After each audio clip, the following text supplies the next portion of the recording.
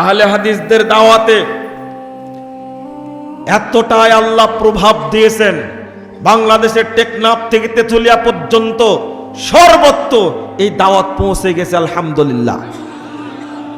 ভিতরে ভিতরে বই পুস্তক পড়ে ইউটিউবে বক্তব্য শুনে বউ হয়ে গেছে আহলে হাদিস, আর বেটা হয়ে আছে এখনো মাজার পূজারি। এর ঘটনা অনেক আছে। বহু আলেম উলামা আছে হকটা প্রকাশ করতে পারে না, হকটা প্রকাশ করতে পারে না। আশ্চর্য হবেন, মানে ভাবতেই পারবেন না। একজন বড় আলেম আজকে আমার সাথে দেখা করেছেন, আজকের কথা বলছি, পড়েছেন হাটহাজারী মাদ্রাসায়, সর্বোচ্চ নাম্বার নিয়ে পাশ করেছেন। বলছেন যে যারা এ যাবৎ ভালো নাম্বার পেয়েছে তার মধ্যে আমি একজন।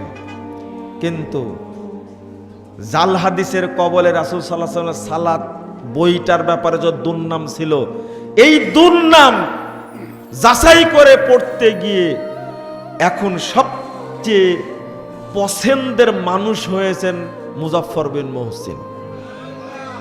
আমাকে বলছে আমাকে পছন্দ করার দরকার নাই, বলেন আমি আল্লাহর রাসূলের তরিকায় সালাত আদায় করা শিখছি।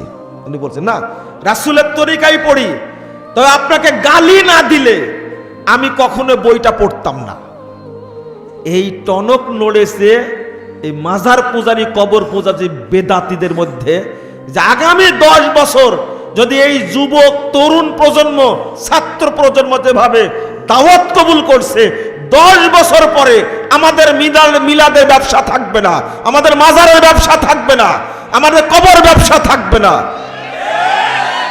আমরা যে ধোঁকাবাজি করছি এই ধোঁকাবাজি থাকবে না।